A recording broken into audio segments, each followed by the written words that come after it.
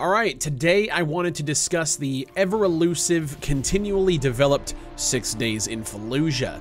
The first-person tactical shooter that recreates true stories of Marines, soldiers, and Iraqi civilians during the toughest urban battle since 1968. Their latest gameplay reveal back in December showcased breaching into houses and what you can expect as a player, and I also wanted to talk about the future of the game and what I hope to see from these developers in 2023. My name is BigfryTV. Leave a like on the video if you enjoy it, a dislike if you didn't. Let's get into it.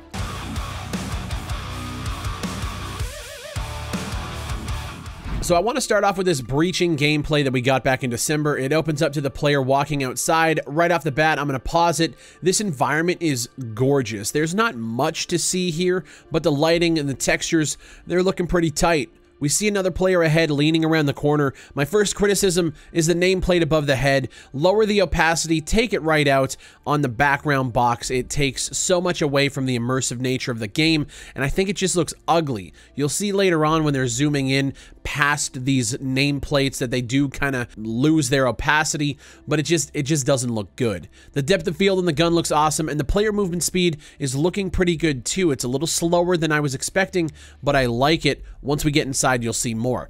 At first, I wasn't a fan of the filter that they put on the voice effects that you hear, but the more I rewatch it and listen to it, the more I like it. Left side is clear. Lock, peek around that corner, see what you see. We got a couple windows, watch above you.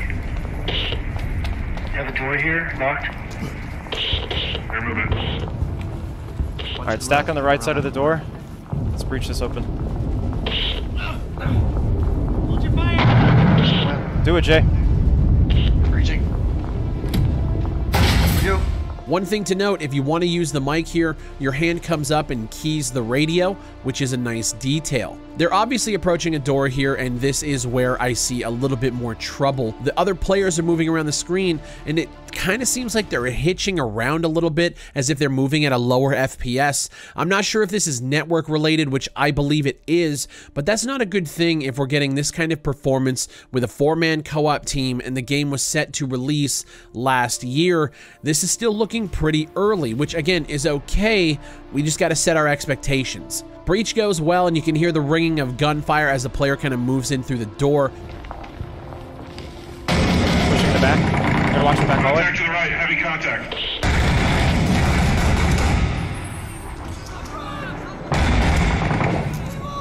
And as the player moves forward, you can hear the muffled shots and the voices ringing over the radio, the yelling of enemies within the house. This is looking and sounding pretty good.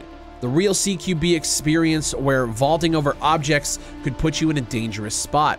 I'm impressed. Even though it's clearly early, I'm actually really liking the direction, and I'm very anxious to see more gameplay, and I hope they follow up soon. Their plan was to put out more of these sit-rep kind of devlogs, but it's been 3 months since we got this one. Now, we obviously know that they missed the 2022 target release date. I'm not concerned at all. I do, however, have a concern about the launch. I've been covering tactical shooters in the indie scene for years now, and one thing I don't want to see from 6 Days in Fallujah is an early access release. As of now, their Steam page isn't set for early access, and it's something that at this point, I'm actually really tired of seeing. Games like Ground Branch and Ready or Not, they're great fun, they're high-quality indie titles, but I'm growing increasingly tired of the genre coming out with a core, basic experience, and then coming back to the game every 2 months to test the latest updates for a day, and then wait for the next content patch. I have a ton of people asking me to cover the latest Ground Branch update, which I am in the middle of doing, but the whole rinse and repeat loop of playing incremental updates to early access games it's just waning on me at this point. So I hope that 6 Days comes out with a solid launch experience with enough content to satisfy us for a long while. The thing about all of these early access releases is there's really nothing keeping us playing for long periods of time. Ground Branch, Ready or Not, there's nothing to play for outside of the basic experience that you get, which again is fun for a day or two, and then you blow through whatever the latest patch brought, and then it gets shelved for another month or two until the next patch. Ready or Not drops maps left, right, and center. I come play them with a squad for a day, and then it's kind of done. Getting high scores in Ready or Not doesn't give you much outside of new scenarios to play on the same old maps. No unlocks, no progression, nothing that keeps me wanting to do more. And the thing is, I know that there's a player base of people who don't like that kind of stuff. I'm just not one of them. I need to be earning, progressing, ranking up, unlocking stuff as I go. And maybe it's the dopamine effect, or maybe it's just because I enjoy the process of incrementally leveling my character and getting stronger, which may come from my love of MMOs, but I wish more shooters just took those ideas into account. And when it comes to early access, that's obviously not on the forefront of the devs' minds because they're still building out the game and building out the experience. But I hope that 6 Days has something to strive for besides, hey, here's another door. I'm excited for the game. I think it looks great, and I think it's actually going to be a really fun kind of CQB experience. I just don't want yet another tactical shooter coming out that's the same rinse and repeat update cycle. I want more out of our tactical gaming experiences, and I think there's room to improve on that in every single game.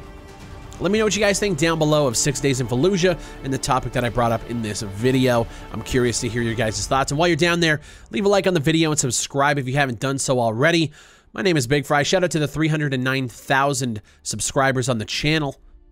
And I'll see you on the next one.